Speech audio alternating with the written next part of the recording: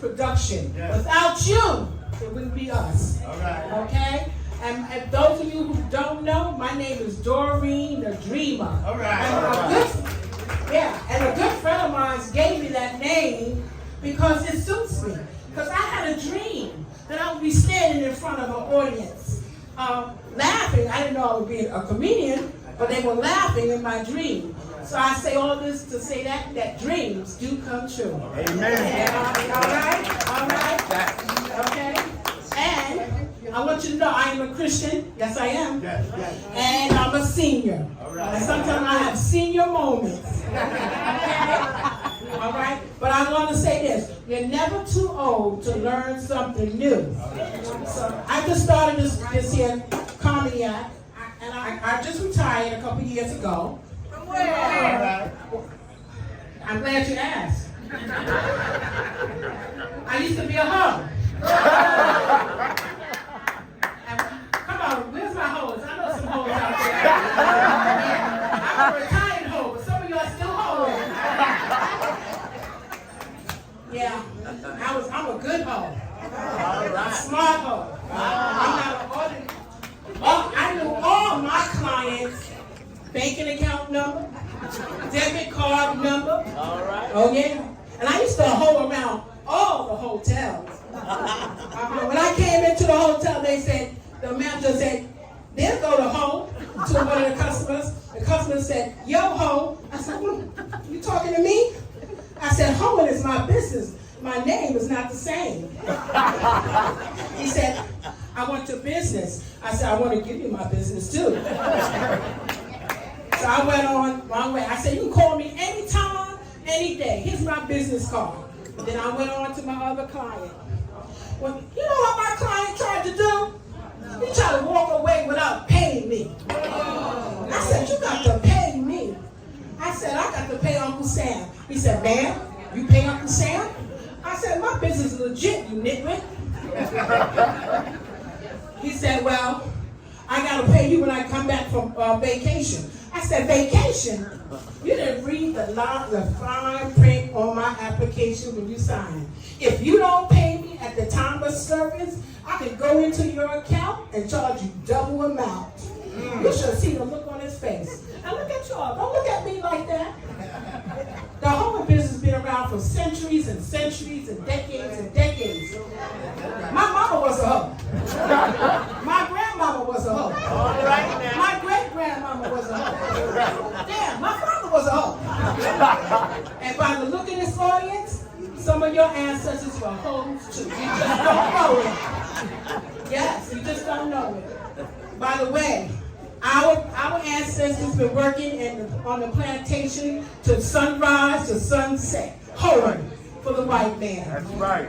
Okay, hoe is a gardening tool. If y'all didn't realize that or not, it's a gardening tool.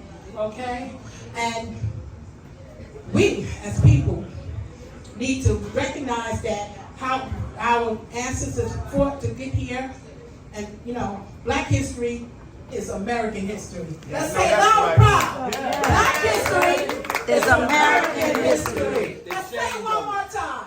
Black history is American history. So when you're sitting around with family and friends during the holiday, sit down and talk about the famous Black people. And talk about your ancestors and what they did. Okay? Okay.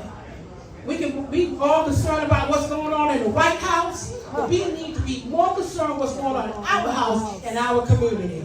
Okay? So spread the word about our famous Black people. Okay? All right. Is anybody dating? Anybody single and dating? Well, anyway, when I was younger and dating, I used to say, a good man is hard to find. Yeah. Now that I'm older and dating a senior, I say a hard man is hard to find. I know, just ask me so. Everybody's so obsessed with how someone looks. Okay? I don't care. I'm at the point, I don't care how a man looks. Fat, tall, skinny, black, Spanish, Chinese. I don't care what nationality they are. As long I'm about the income. How many of us about the income? How many of y'all about the income? Right. Okay? As long as he can get it in and make me come. It's income for me. It's an income for me. That's right. All right? All right. All right. Okay? Y'all know it's about the income. Yeah. Yeah. When I was younger, I had to wear hand-me-downs. It was five, my mother had 5 of us. And I was the second oldest. And my brother was 3 years older than me. But I had to wear his hand-me-downs. He wore Levi's, Wranglers, Levi's, Lee's, Converse sneakers. I was a big girl, so I wore all his hand-me-downs.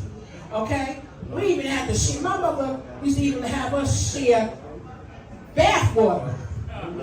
You know, my brother and I was a year apart. They just put us in the bathroom all together. I thought that was terrible. And my mother used to go shopping at the church basement. And she would get outfits that don't fit me. She said, she'll put it up to me, oh, you'll grow into it. Okay? And that's how she went shopping. And she said, this week, she'll be shopping for school, right? She said, in 3 weeks before school, she said, you can have all the potatoes and bread and rice and macaroni and cheese. She wanted me to fit into the outfits that she got from the church basement. So, when I had my children, I said, I want my children to share nothing. No bedroom space, no bath water, no clothing, no nothing. I love my kids so well, so much, that I gave them their very own daddy. I don't want them to share anything.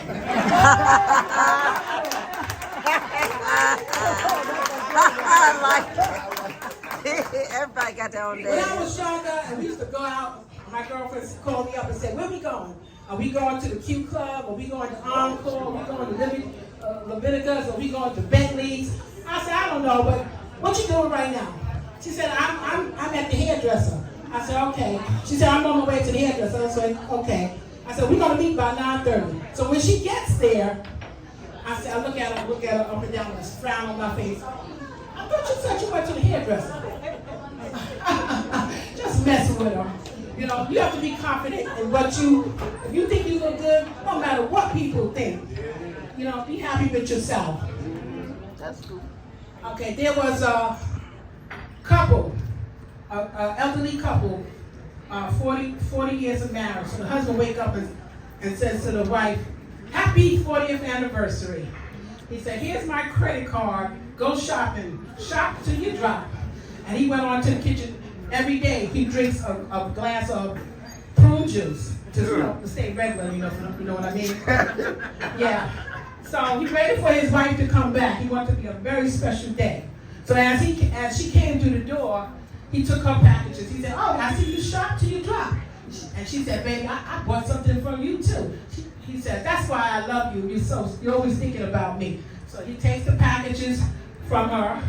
He begins to scatter red rose petals on the ground, leading all the way to the bedroom.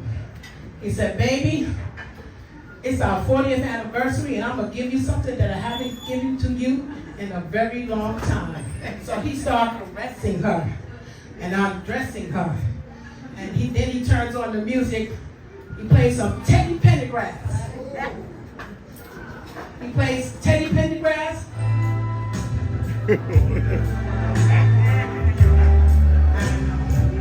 Yeah. Get her all in the mood. He started undressing her. And he says, baby. Yeah. She started moaning and groaning. Yeah. And then she grabs him by the buttocks. And she said, oh, baby. Oh, shit. Oh, shit. Oh, shit, you understand? The husband said, yeah, I know I'm doing the damn thing, baby. I know I'm doing the damn thing. She said, no, you're shitting all over me. Because he had just taken a Viagra pill. I forgot to tell y'all. Yeah. And he said, turn off the lights. Turn off the lights.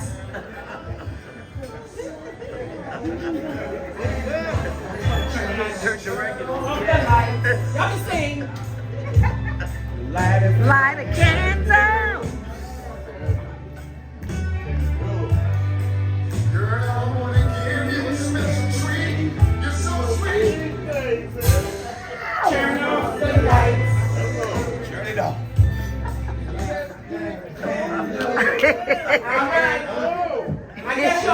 me, again, we're waiting on some other comedians. I don't want to give all of you right now because I might have to come back on the stage. But I hope you enjoyed what you heard so far. Yeah.